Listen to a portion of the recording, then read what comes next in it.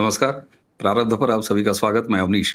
Channel आपने subscribe किया है, वीडियोस को आप लाइक करते हैं, शेयर करते हैं, बहुत बहुत धन्यवाद। बेल आइकन जरूर दबा लीजिए ताकि किसी भी अपलोड की सूचना आपको सीधे मिल सके। आज हमारा सौभाग्य है, स्क्रीन के दूसरे हिस्से पे आप देख रहे हैं भाऊ तोरसेकर को। भाऊ का नमस्कार। कोई परिचय मैं कराऊं ये मेरी धृष्टता है। बस स्वागत कर लेते हैं भाऊ का। भाऊ बहुत बहुत स्वागत, प्रणाम, नमस्कार। नमस्कार। भाऊ, प्रधानमंत्री नरेंद्र मोदी अपनों के ही बीच, यानी जो अपने आप को राष्ट्रवादी कहते हैं, जिन्होंने तीसरे टर्म उन्हें प्रधानमंत्री बनाया है, जो लगातार उनके काम से संतुष्ट रहे हैं, लेकिन अब या तो ये गढ़ी गई कोई एक हल्की सी नकारात्मक चीज है या कुछ एक्शंस, ये तो आप बताएंगे। लेकिन क्या वाकई नरेंद्र मोदी अपने ही लोगों के बीच में कहीं कुछ अलोकप्रिय हो रहे हैं, या जिस तरीके से इस समय उद्दंडता कर रही है सदन में कांग्रेस, उसके सामने क्या थोड़े से रक्षात्मक दिख रहे हैं नरेंद्र मोदी? ये सवाल इसलिए क्योंकि आज अब सदन में ये तैयारी चल रही है कि साहब ओम बिरला यानी स्पीकर के खिलाफ नो कॉन्फिडेंस मोशन कांग्रेस लाने की तैयारी कर रही है। उसमें सारा विपक्ष है। थोड़ी सी महाराष्ट्र पर भी बात करेंगे। अजित दादा पवार के बाद पवार परिवार की राजनीति किस तरफ जाके रुकने वाली है? भाव, सबसे पहले जरा सा मोदी जी पे देख लेते हैं, क्योंकि अपने ही लोगों के तानों के शिकार हो रहे हैं मोदी जी। नहीं, मैं नहीं मानता मोदी को हमने चुनकर लाया है। मोदी को चुनकर लाने वाले अगर 95% लोग अगर उस पर शक नहीं लेते तो मैं भी नहीं लूंगा। हाँ, 5% लोग होते हैं, बड़े ज्ञानी होते हैं, तो उनको तो शक हर चीज पर होता है। खुद के नाम पर भी, खुद की पहचान पर भी शक होता है। अब देखो, मई की बात है, मई के बाद अब वो 7 महीने और 1 महीना, 8 महीने निकल गए। मोदी ट्रम्प के पीछे बिल्कुल ढीले पड़ गए थे। मोदी हार गए थे। सुन रहे थे ना हम? नहीं सुन रहे थे। हाँ, तो ये मैं थोड़ा थोड़ा इधर उधर करके, वरना तो मैं तो मीडिया सुनता ही नहीं हूं, तो इसलिए मेरे दिमाग में कोई शक नहीं था। लेकिन हमारे जैसे बहुत सारे बुद्धिजीवी मोदी समर्थक है, वो तो मोदी को नहीं सुनेंगे लेकिन राहुल गांधी को बिल्कुल सुनेंगे। अब जो आप बात बोल रहे हैं कि ओम बिरला पर अविश्वास प्रस्ताव आने वाला है, तो वो तो जगदीप धनखड़ पर भी आने वाला था। क्या हो गया उसका? इम्पीचमेंट आने वाली थी, आपको याद होगा तो। क्या हो गया बिल्कुल उसका? क्या हो गया उसका? कुछ नहीं हुआ। तो इसका भी कुछ नहीं होगा ना। वही तो है, एक बार होने तो दो यार, एक बार होने तो दो। अभी मैच शुरू भी नहीं हुई। क्या होगा, कैसे होगा, ये तुम्हारे जमाने की ना, मेरे जमाने की बात करता हूँ। जब 70s में, 60s में हम क्रिकेट मैच देखते थे, तब एक बात होता था, हमारी टीम जो होती थी, गावस्कर, वाडेकर वगैरह उस समय, तो उसमें पहले लगातार 7 बैट्समैन होते थे, आखिरी 4 बॉलर होते थे, वेंकट राघवन, प्रसन्ना वगैरह। तो जो कुछ मदार थी, स्कोर करना है तो भाई पहले 7 करेंगे, 8वां आने के बाद कोई भरोसा नहीं। तो होता यह था कि सामने समझो वेस्ट इंडीज है, ऑस्ट्रेलिया है, इंग्लैंड है, तो उन्होंने 300, 350, 400 कर लिए, तो दूसरे दिन अखबार में क्या आता था मालूम है? अरे यार, कम से कम 200 करो, फॉलो ऑन जाना चाहिए, फॉलो ऑन की मुश्किल ना हो। यानी अभी बैटिंग शुरू नहीं हुई, उसके पहले क्या बात है कि फॉलो ऑन नहीं होना चाहिए, इसके लिए 150 करो। हमारे लोग 400 करेंगे, इस पर भरोसा नहीं था, क्योंकि वो हमारी टीम थी। अब आज मोदी हमारी टीम है, हम किस पर भरोसा नहीं करेंगे? मोदी पर भरोसा नहीं करेंगे। ये हमारी बुद्धिजीवी थिंकिंग है, जिससे हमारा देश निगेटिविटी में चला गया। ये समझ लो। मैं कल और परसों 2 दिन भागवत जी का जो चल रहा था मुंबई में, उनका शताब्दी वो सुन रहा था। उन्होंने यही बताया, बोला ये संघ क्यों नहीं करेगा? वो बोले संघ कुछ नहीं करेगा, संघ समाज के निर्माण में लगा है, और हमारे मनुष्य निर्माण में जो लोग तैयार होते हैं वो अपनी अपनी जगह काम कर रहे हैं। कोई कुछ फिल्म में कर रहे हैं, कोई मनोरंजन में कर रहे हैं, कोई हेल्थ में कर रहे हैं। संघ कुछ नहीं करता, संघ मनुष्य निर्माण का काम करता है, यानी एक सोच देता है। अगर वो सोच पॉजिटिव है तो निगेटिविटी हमारे इर्द गिर्द रहेगी नहीं ना। तो ये तो अब ये नहीं बात करेंगे। समझो, मुझे एक बताओ कि ओम बिरला पर अविश्वास प्रस्ताव लाने की बात नहीं होती तो आप सुनते भी नहीं ना। तो उनको आप जैसे लोगों को भी अपने क्या बोलते हैं उसको, फॉलोअर टीआरपी में चाहिए। लाना चाहिए, बिल्कुल। तो आप, अरे ओम बिरला बढ़िया काम कर रहा है ऐसा बोले, आप खबर ही नहीं सुनोगे वो। तो खबर क्या होती है? खबर वो होती है कि जो हमें नॉर्मल नहीं लगती। अब आप डॉक्टर के पास जाओ, आप बिल्कुल बीमार हो जाते हो। मेरे घर में 6 डॉक्टर है, मैं उनकी कभी सुनता नहीं हूं, बिल्कुल नहीं सुनता। इसलिए मैं असलियत में बीमार होता, वो खुश हो जाते, इस साला आज तो समाज सुनेगा हमारी। वरना मैं उनको बोलता हूं कि आप डॉक्टर जरूर हो लेकिन मैं पेशेंट नहीं हूं। क्योंकि उनकी सोच एक बन जाती है कि उनको सामने वाला हर आदमी किसी ना किसी व्याधि से पीड़ित लगता है। तो वो सुनते रहोगे तो आपको पता नहीं चलेगा आपको कितनी बीमारियां है। मैं अपनी बात करूं, मैंने 6 तरीके की गोलियां लेता था, टैबलेट्स, पिछले 6 महीने से बंद कर दिए। उनको बताया नहीं है, अब ये शायद सुनेंगे तो पीछे पड़ जाएंगे, और मैं बिल्कुल तंदुरुस्त हूं। इसका कारण एक है, इसका कारण मैंने उसका लॉजिकल कारण ढूंढा कि हमारी बॉडी जो है वो ऑटोमेटिकली खुद को दुरुस्त करने की क्षमता रखती है, हम उसको चांस ही नहीं दे रहे। अरे सर दर्द हो गया, ये गोली ले लो, ये टैबलेट ले लो। अरे पेट में दर्द हो, ये गोली ले लो। ये क्या बात है? हम अपने बॉडी को अगर स्कोप नहीं देंगे खुद को दुरुस्त करने का, हाँ बिल्कुल असह्य हो रहा है तो ले लो, जरूर ले लो, लेकिन उसकी जब आदत बना देते हो तो आप अपने बॉडी का मैकेनिज्म बिगाड़ देते हो। जो मैकेनिज्म बॉडी का होता है वही सोच का भी होता है। आप अगर सोचने लगे उस ढंग से कि ये खबर है तो बस वो खबर बन जाती है। तो इसलिए ये लोगों ने आज तक क्या किया है, बोला वो किया है, मुझे दिखाओ तो मैं उस पर भरोसा करूंगा। बिल्कुल। राहुल गांधी हमेशा बकवास करते रहते हैं, हम बड़े एंजॉय करते हैं, लेकिन उससे निकला क्या कभी तो सोचना पड़ेगा ना, कि नहीं तो इस पर टाइम क्यों खराब करे भाई, क्यों टाइम खराब करेंगे? इससे भी अच्छी बातें हो रही है उसकी तरफ मुड़ेंगे। अब देखो आज महाराष्ट्र के चुनाव का जेडपी वगैरह नतीजा आ रहा है, आपको याद होगा तो 1-1.5 महीने ठाकरे ब्रांड मराठी मुंबई के मीडिया में आपने सुना होगा, क्या हुआ उस ठाकरे ब्रांड का? 29 कॉरपोरेशन के चुनाव हो गए, एक में भी ठाकरे की पार्टी का मेयर तक नहीं आया। एक थोड़ा बहुत अच्छा उनको रिजल्ट मिला है, वो मुंबई में मिला है, वो भी मेयरशिप की चुनाव लड़ने की ताकत नहीं है। तो खबरें क्यों आ रही थी? मुझे कल उधर भागवत के वहां बहुत सारे मराठी चैनल वाले मिले, मैंने उनकी सांत्वना की, भाई बुरी तरह से हार गए, बुरा लगता है मुझे। तो बोले हम हार गए? हाँ बिल्कुल, बोला आप तो चुनाव लड़ रहे थे, ठाकरे कहाँ लड़ रहे, तो घर से बाहर नहीं निकल रहे थे, तो ठाकरे ब्रांड करके चुनाव तो आप लड़ रहे थे, तो हारे तो ठाकरे क्यों हारे, आप हारे हो। अब वो खबरें देखकर आप दिल्ली या वाराणसी या और कहीं बैठकर मुंबई के खबरों पर बात करोगे तो आपको लगा वो फैक्ट है, वो झूठ है, सरासर झूठ कहा जा रहा था।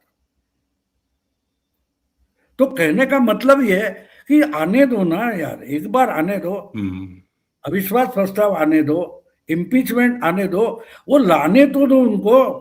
वो बातें करते लाते कुछ भी नहीं। एक बहुत बड़ा जर्मन ड्रामा था वेटिंग फॉर गोडो, यस। वो आखिर तक पूरा नाटक खत्म हो जाता है, गोदो तो आता नहीं है। नहीं, तो बिल्कुल ये है, बिल्कुल ये बात है। ये बोलते रहेंगे कुछ करेंगे नहीं, करके दिखाओ। बिल्कुल बिल्कुल। और हाँ लेकिन खबरों में रहते, तो खबरों में रहते जी, क्योंकि कुछ ठीक चल रहा है। देखो एक लड़की है एक लड़का है, उनका प्यार हो गया, अगर दोनों के बाप ने मंजूरी दे दी तो साली स्टोरी कैसी बनेगी, फिल्म कैसी बनेगी? इसको तो विलन बनना पड़ता है।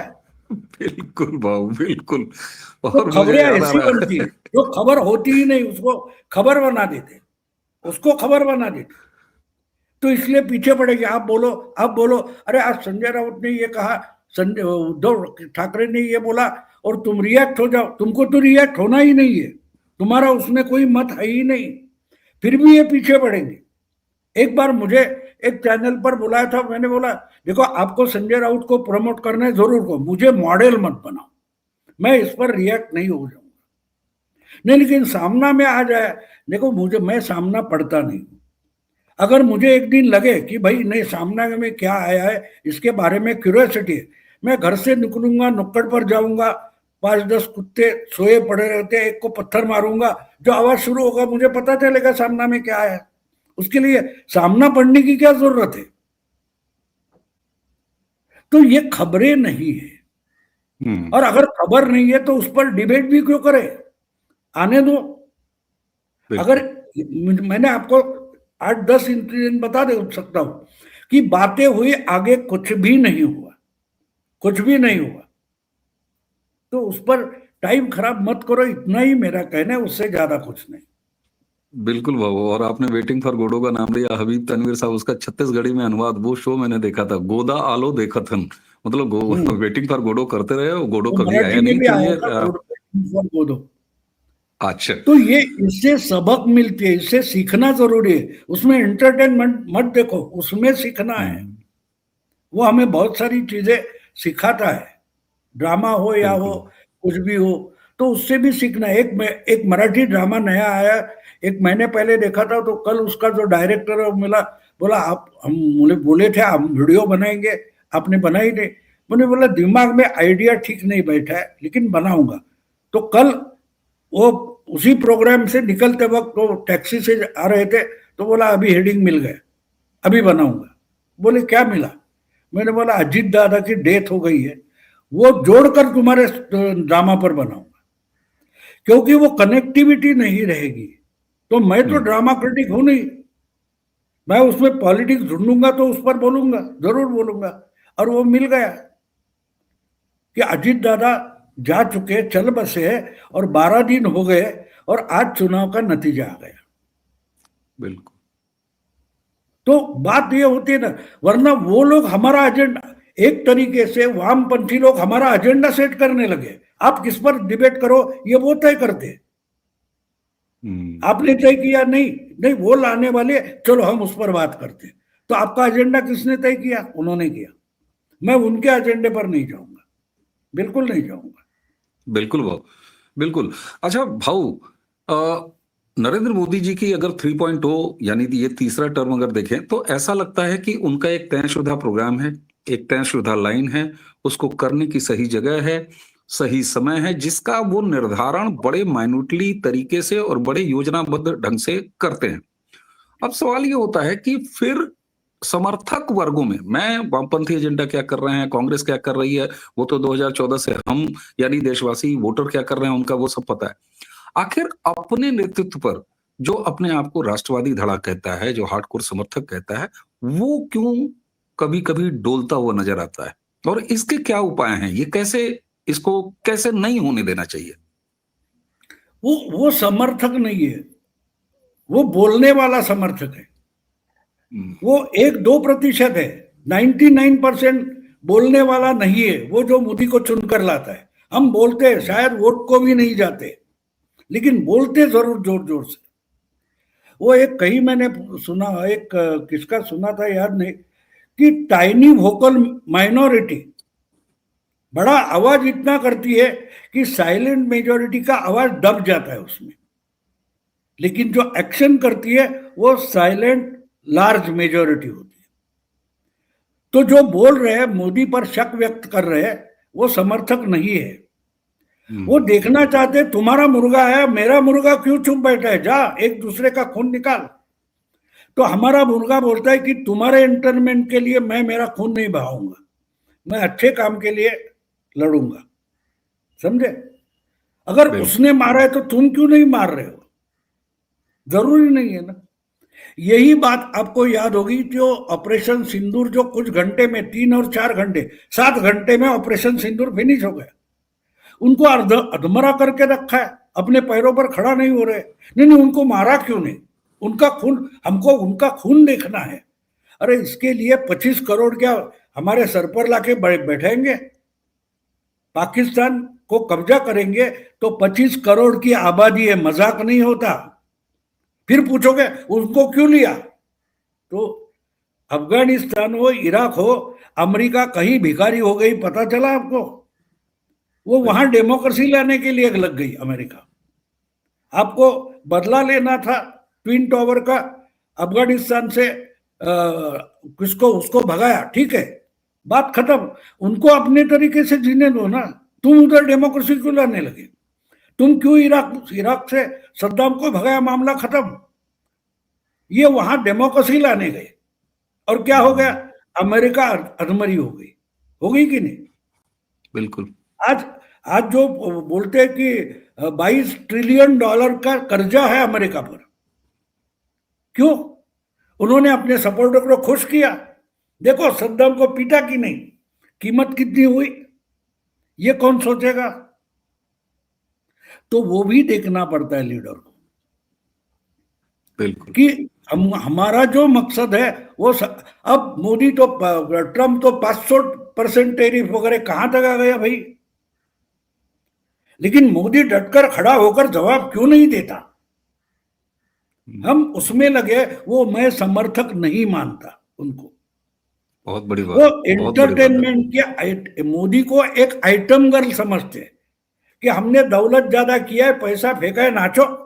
मोदी बोलते हैं मैं आइटम गर्ल नहीं हूं, समझे? जो पैसा फेंकने वाले होते हैं नचनिया पर, वो समर्थक नहीं होते।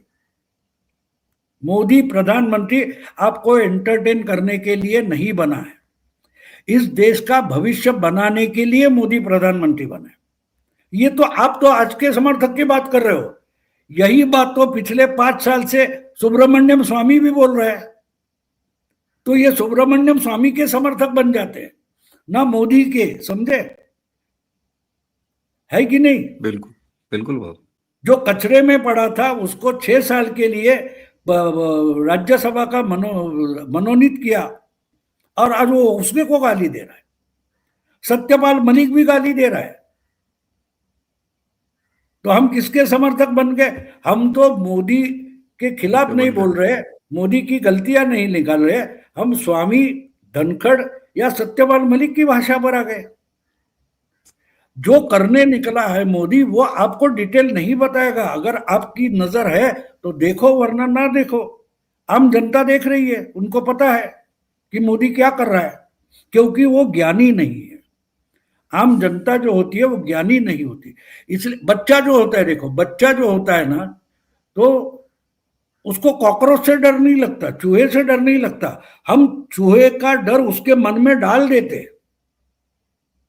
आपके घर में बच्चे आपने देखा होगा, वो किसी को डरता नहीं बच्चा। तो उसके दिमाग में डर किसने डाला है? हमने डाला है, वरना वो तो डरता नहीं है। तो ये देखने का जो नजरिया होता है वो इंपॉर्टेंट होता है। अगर उस ढंग से नहीं देखोगे तो मोदी सरासर गलत है, नपुंसक है एक नंबर का। तो बात यह है कि वो आपको एंटरटेन करने के लिए प्राइम मिनिस्टर नहीं बना है, ये अगर समझोगे। और जो समझ रहे, आज भी देखो, आज हमारे महाराष्ट्र में हर एक विधानसभा तो हो गई, अब कारपोरेशन तो अर्बन पॉपुलेशन है, अब रूरल पॉपुलेशन आ गया। आज जो चुनाव के नतीजे आ रहे हैं, 80% महायुति जीत रही है, और मोदी नालायक है, फडणवीस नालायक है। बिल्कुल है कि नहीं? रोज क्या पढ़ते हो मुंबई की मीडिया में? एकनाथ शिंदे नालायक है, फडणवीस नालायक है, मोदी नालायक है, अमित शाह नालायक है, और पूरी जनता उनके पीछे खड़ी है। क्यों खड़ी है भैया? अपना नुकसान करने के लिए आम जनता खड़ी होती है? नहीं। देखो, एक ज्ञानी होता है ना, उसके पीठ में छुरा लगाओ और उसको बोलो मैं मोर पंख आपको लगा रहा हूं, तो वो सोचेगा कि अरे मोर पंख है तो दुखता क्यों है? अदानी होगा वो टर्न होकर मुड़कर देखेगा साले क्या लग रहा है, इसलिए वो अनाड़ी है। वो अपनी संवेदना पर चल रहा है, ना कि एक्वायर्ड संवेदना पर चल रहा है। बिल्कुल। तो इसलिए उनको लाना है, वो करे ना। उनको क्या करना है उन्होंने तय करना है, हमको क्या करना है हमको तय करना है।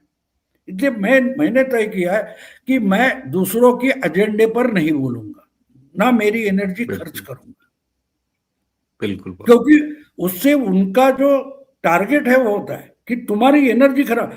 अजमल कसाब मुंबई में आकर क्या करता है, हमको मारता नहीं, वो हमारी सिस्टम डिसरप्ट कर देता है।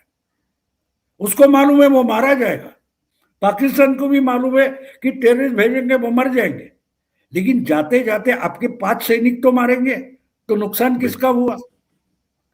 तो जो वामपंथी एजेंडा है वो तो टेररिस्ट है, हम हमारे घर में छोड़ा हुआ, क्या हम उसको रिस्पॉन्ड करेंगे? नहीं करेंगे।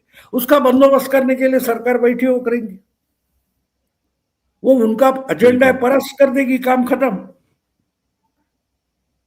हमारा बिल्कुल हमारा भाऊ। काम ये है कि हम बाहर आकर क्या हो रहा है देखेंगे, तो पुलिस के लिए और काम मुश्किल हो जाता है कि अरे खुद को बचाना इसको भी बचाओ, और टेररिस्ट बंदूक लेके सामने खड़ा है। तो उसका एजेंडा है, उस पर हमको नहीं काम करना चाहिए। बिल्कुल। अच्छा भाऊ, मुझे कई बार ये लगता है कि जब आपकी इकोनॉमी अच्छे से ग्रोथ कर रही हो, आपके डेवलपमेंट के सारे काम हो रहे हो, सनातन का स्थापन हो रहा हो, पहली बार हिंदू लाइफ मैटर्स जैसी फीलिंग आ रही हो, आपके मठ मंदिर सुरक्षित हो रहे हो, आपकी ईज ऑफ लाइफ आ रही हो, हर बच्चा पैसा कमा रहा है, सब हो रहा है, तो फिर हम अनर्गल की चीजें खोजने लगते हैं। क्या ये भी है? और कांग्रेस क्या इसीलिए अभाव की राजनीति करती थी कि नहीं नहीं इतना ही चीनी मिलेगा, नहीं नहीं ऐसी ही सड़क मिलेगी? क्या ऐसा ये हमारा स्वभाव है भारतीय समाज का कि सब कुछ बहुत ज्यादा मिल रहा है तो फिर अचानक एंटरटेनमेंट पॉइंट चाहिए कि मोदी जी नाचो? नहीं नहीं, वो देखो, ये यही तो बोलता हूँ ना, आपको मीठा अच्छा लगता है कोई बात नहीं, लेकिन हम्म। ज्यादा मीठा खाओ, जब खाओ के तो डायबिटीज होता है ना। फिर मीठा बिल्कुल। खाओ ही नहीं, फिर बोलोगे ये तो डिक्टेटरशिप हो गई। डायबिटीज होने के बाद मीठा खाओगे नहीं, और नहीं बोले तो बोलेगे डिक्टेटर हो गए।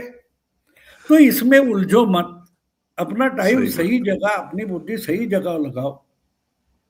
तो इसलिए मैं इनके सब्जेक्ट पर बोलता नहीं। आज राहुल गांधी ने क्या किया, गधा, और क्या करेगा? आज गधे ने नया गधापन क्या किया है, इस पर डिबेट चलते हैं।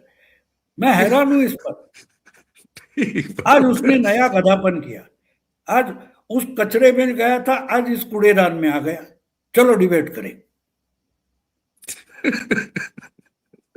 यानी बिल्कुल वाह। किसी ने किसी एक व्यंग काव्य के, मैंने मुशायरा देखा था उसमें, एक व्यंग कवि था, वो बोला बाकी किसी को हो ना हो, कांग्रेस वालों को भरोसा है कि बैल एक दिन दूध देगा।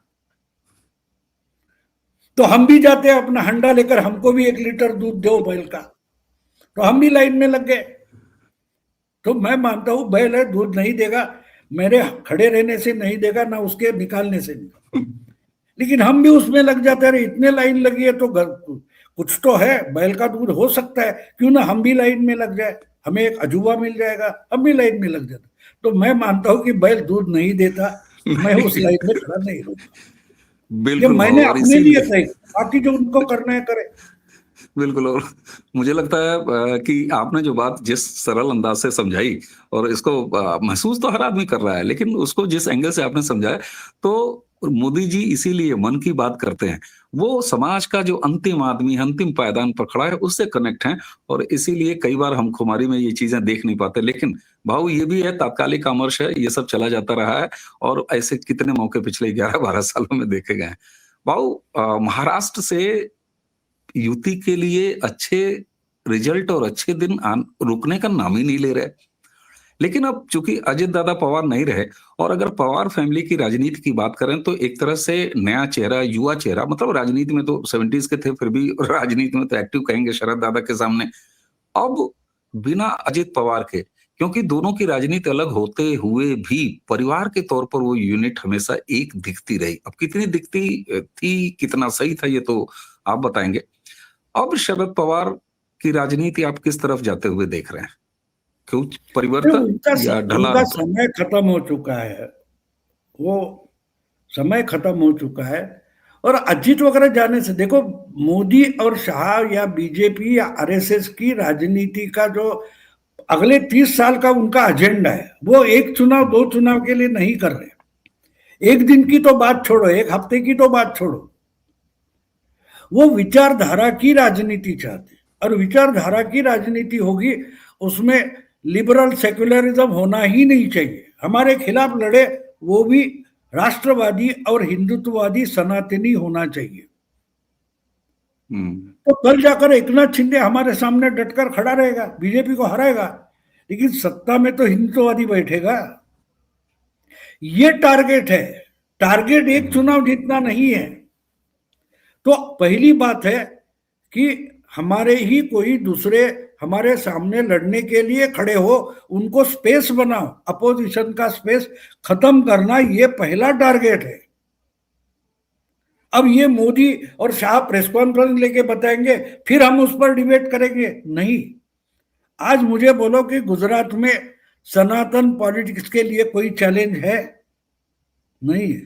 जिसको खड़ा रहना है उसको सनातन हिंदुत्व के एजेंडे पर ही बीजेपी के खिलाफ पार्टी बनाकर खड़ा होना पड़ेगा। तो ये टारगेट है। ये ना आरएसएस बताएंगी ना बीजेपी बताएंगे, और हमारे ज्ञानी इतने कि उनके समझ में नहीं आता। तो ये एजेंडा क्या? एजेंडा साफ है। जो सेक्युलर लिबरल वामपंथी है उनका स्पेस खत्म करो, पहले पहले वो होता है। मैदान साफ करो, फिर बिल्डिंग बनाना शुरू करेंगे। जंगल बना है तो जंगल हटाना पड़ेगा। तो इसलिए पवार वगैरह जाते आते छोटी बात है, कोई बड़ी बात नहीं है। उनकी जगह दूसरा लीडर आ जाएगा, लेकिन वो वामपंथी सेक्युलर वगैरह नहीं होना चाहिए। ये पॉलिटिक्स की दिशा है। बहुत अब बड़ी बात कि देखोगे पक्ष में भी मैं अलग और अलग जगह विपक्ष में भी जाओगे, हमारी विचारधारा, यही तो। बिल्कुल।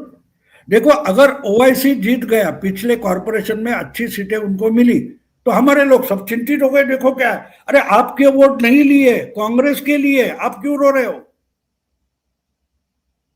अजीब बात है। राहुल गांधी की पॉकेट मारी गई और अवनीश रो रहा है, ये क्या अजीब बात है?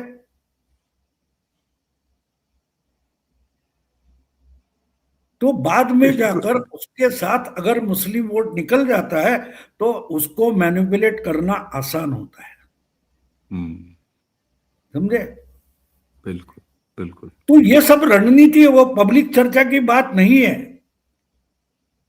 देखो, आपको टीवी देखना है, आपके घर में टीवी आया, आपको टीवी की टेक्नोलॉजी मालूम नहीं है, आप एंड यूजर हो। आप दुकान में जाओगे, ये क्यों दिखाई देता है ये मुझे समझाओ, तो बोलेंगे निकल जाओ भैया, हमको टीवी बेचने, बाकी ग्राहक है, उनको नहीं समझना है, उनको सिर्फ देखना है। तो टेक्नोलॉजी जो है वो जितनी आपके लिए इसेंशियल है उतना ही हमको समझना जरूरी है। उससे आगे रणनीति में जाने की जरूरत नहीं है। ये सब रणनीति की बातें है, ये स्ट्रेटेजी की बातें, और बिल्कुल एक प्लान के तहत चल रही है। कल भागवत जी को एक सवाल बढ़िया पूछा गया, वहां मैं गया था उनके कॉन्क्लेव में 2 दिन के। उनको पूछा गया कि 1925 में कम्युनिस्ट मूवमेंट भी शुरू हो गई और आरएसएस भी शुरू हो गई, तो उनकी इतनी बुरी हालत क्यों है? तो भागवत जी ने जवाब क्या दिया मालूम है? वो बोले ये सवाल उनको पूछो, हम क्या जवाब देंगे? हम तो उनके विचारधारा से अलग है, खिलाफ है। हाँ, उससे उभरना कैसे, उसकी सलाह चाहिए तो हमारे पास आ जाएंगे। उनकी मीमांसा हम आरएसएस वाले नहीं करेंगे। बिल्कुल। समझे? बिल्कुल तो ये बात जानना जरूरी है। क्या हमारा मकसद क्या है? विंस्टन चर्चिल बोलता है कि घर से बाहर निकलोगे तो 10-12 कुत्ते तो भौंकेंगे, हर एक को पत्थर मारते बैठोगे तो भूल जाओगे कि कहां जाने को निकले हो। जो आप ज्ञानी लोग समर्थक बोल रहे हो ना, उनकी वही हालत है। उनको हर कुत्ते को पत्थर मारना है और कहां जाना है पता नहीं, लेकिन सारे कुत्ते को पहले चुप बैठा हुआ, तो मारते बैठो कुत्ते को पत्थर। ठीक बात है। ना कहीं बिल्कुल भाऊ। पहुंचोगे ना वापस घर लौटोगे, क्योंकि कुत्ते ही कुत्ते दुनिया में भरे हैं। बिल्कुल वो। और इसीलिए तो हमारे सनातनी, आप देखिए ना, सनातनी ग्रंथों में कर्मण्येवाधिकारस्ते मां फलेषु कदाचन। तो बिल्कुल। 2014 से मुझे लगता है कि जिस आप कह रहे हैं कि 95% जो वोटर है वो यही कर रहा है। वो हर बार बिल्कुल। जाता है, ईवीएम का बटन दबाता है और फल की चिंता नहीं करता है, क्योंकि वो फलदार वृक्ष देख रहा है भारत को प्रगति करते हुए। दादा भाऊ, चलते चलते केवल ये, योगी जी, अब सामने उनके 2027 का चुनाव है, यानी योगी 3.0 जैसे मोदी 3.0। आज चूंकि अखिलेश यादव ने नोएडा से, गौतम बुद्ध नगर से अपनी चुनावी अभियान की शुरुआत की है, योगी के लिए 2027 में कोई चुनौती आप देखते हैं? मैं नहीं देख रहा हूँ, इवन मैं बंगाल में चुनौती नहीं देख रहा हूँ। कल मैं कुछ आरएसएस वालों से मिला, उनसे बात की बंगाल के बारे में, जो बंगाल से रिश्ता रखते हैं। यानी एक तो थे, नाम नहीं बताऊंगा, वो त्रिपुरा में 22 साल रहे हैं, हम्म, अब महाराष्ट्र में आए, लेकिन बंगाल से उनका लेन देन चलता रहता है। तो वो बोले मुझे कि हमने बंगाल आज 50-50 तक लाया है, और अगले 1.5 महीने में हमको 65-35 करना है, और 65 का टारगेट रहेगा। 55 हो गया तो भी जीत गए। अगर वो यहाँ इतना मुश्किल काम है वो कर रहे हैं, तो यूपी की बात आपको नहीं बताएंगे वो क्या कर रहे हैं। अब जो जो बताया उस पर मैं खुलकर बात नहीं करूंगा, क्योंकि स्ट्रेटेजी है। बिल्कुल। चाणक्य कहता है शतकोर्णो विद्यते मंत्र, जो बात 6 कानों ने सुनी वो गोपनीय रहती नहीं है, लेकिन हमको तो लाखों कानों तक वो पहुंचानी है। तो वो स्ट्रेटेजी नहीं रहेगी। रणनीति, स्ट्रेटेजी जो होती है वो कम से कम लोगों को मालूम होती है, बाकी जो है इम्प्लीमेंट करने में उनको लगे रहना चाहिए। और बिल्कुल। भागवत जी ने भी वही बोला कि हम मनुष्य हम्म। निर्माण करते हैं। बाकी जो आप बोल रहे हैं उसके अलग अलग हमारे उपक्रम है, वहां जाकर आप उनसे मदद ले सकते हैं। उनको खबर मिलेगी तो आप तक पहुंचेगी। तो एक ने पूछा कि धुरंधर जैसी फिल्में, वो बोले चली ना, वो फिल्म चली ना। तो जो है उनको जाके पूछो हमारा योगदान क्या है, हम तो उसका डंका नहीं पीटेंगे। बिल्कुल ठीक बात। तो मैंने एक को पूछा, बोले हमारा तो विस्परिंग कैंपेन था, हमने देखा और 10 लोगों को बोला जाकर देखो यार बढ़िया फिल्म है। उनमें से और 10 लोगों ने किसी को कहा, करते करते फिल्म चल गई। उसमें संघ को इनिशिएटिव लेने की जरूरत नहीं। अगर हर हम्म। कोई अपनी जगह अपना काम करे। एक जाते जाते कहानी बोलूंगा। मैं बहुत 40 साल पहले की बात है, मैं फिल्म सिटी में गया था, मुझे स्टोरी बनानी थी। तो रमेश सिप्पी जो थे वो कोई जी। कर रहे थे वहां। तो मैं देख रहा था उनका काम सब। तो वो कोई चल रहा था, कैमरा वगैरह ऑन, बोले कट। वो उठकर वो स्पॉट बाय होगा जो टेक्निकल होगा उनके पास जाते थे, उसको समझाते थे क्या गलती हो रही है। ऐसा 6-7 बार हो गया था। बाद में उन्होंने 15 मिनट दिए थे इंटरव्यू के लिए। तो मैंने बोला आप तो इतने बड़े डायरेक्टर हो, आपके पास मेगाफोन पड़ा है, उस पर बोल सकते हो या उसको बुला सकते हो। वो बोले नहीं गड़बड़ हो जाती है। मैंने बोला क्या गड़बड़ हो जाती है? बोले क्या है, उसकी गलती उसको समझाना का काम है। अगर मैं मेगाफोन पर बोलूं या मेरे पास बोलकर वो समझाऊं उसके, तो 4-10 लोग तो और सुनेंगे। और नेक्स्ट टाइम जब शूटिंग शुरू होती है तो बाकी के लोग उसकी गलती हो रही है कि नहीं देखेंगे और अपनी जगह गलती करेंगे। तो वाह, ज्ञानी ग्रेट। लोगों की गलती क्यों हो रही है पता चला आपको? ग्रेट। अपना काम तो ग्रेट। नहीं करेंगे, लेकिन दूसरी की दूसरे का। गलती ढूंढते रहेंगे। ये नहीं होना चाहिए। इसलिए स्ट्रेटेजी जो बना रहे उनके पास रहनी चाहिए, उनको इम्प्लीमेंट करनी है। हमको उसमें जो काम है बस करना है। हम वो जो गिलहरी थी राम सेतु की, उतनी ही जिम्मेदारी हमारी है। हम गिले ही रहे, हम लक्ष्मण या हनुमान बनने की कोशिश ना करें। बिल्कुल भाव। और मुझे लगता है कि इस देश के आम मतदाता ने 2014 से यही प्रण लिया है और यही लगातार वो कर रहा है। इसलिए हमें अपने नेतृत्व पर भरोसा करना चाहिए। ये लंबी लड़ाई है और सही तरीके से चल रही है। हम अपने अपने हिस्से का काम करें। चलते चलते मुझे गायत्री परिवार का एक स्लोगन बड़ा याद आता है कि हम बदलेंगे, युग बदलेगा, हम सुधरेंगे, युग सुधरेगा। तो दूसरे की ठेकेदारी नहीं लेते हुए इन 2 उँगलियों की क्रांति दर्शकों, अब भाऊ ने जिस सहज और विस्तारित तरीके से इन सारी चीज़ों को रखा, भाऊ मैंने धृष्टता की 3-4 विषय आपके सामने परोस दिए, लेकिन आपने नहीं, आशीर्वाद दिया, इसके लिए आपका बहुत-बहुत धन्यवाद। तो दर्शकों, आज की चर्चा अब आदरणीय भाऊ के साथ यहीं समाप्त करते हैं। अगर वीडियो आपको अच्छा लगा हो तो इसे शेयर ज़रूर कीजिएगा। बात लंबी दूर तक जानी चाहिए, लंबे वक़्त के लिए जानी चाहिए, इसलिए बहुत ज़रूरी है। चैनल को आप जिस तरीके से सब्सक्राइब करते हैं, स्नेह देते हैं, इसके लिए बहुत-बहुत धन्यवाद। तो इसी के साथ आज की चर्चा समाप्त करने से पहले मुझे यानी अवनीश और भाऊ तोरस सर दोनों को आज्ञा दीजिए। नमस्कार, प्रणाम, जय जय श्री राम।